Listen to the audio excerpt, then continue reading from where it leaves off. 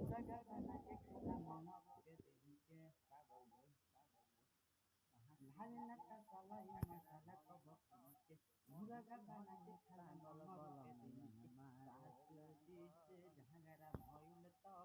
कहते हनी पागल बलम मारे लागल बलम मारे लागल रहे सुतल ओसारा में तो हाल सुन के जागल बलम मारे लागल बलम मारे लागल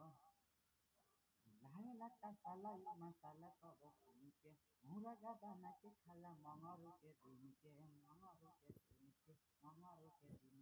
लाहे लता सालाई मसाला कब किन के मुर्गा बना के खाला मंगरू के दिन के सासू जी से झगड़ा भइल त कहती हनी पागल बलम मारे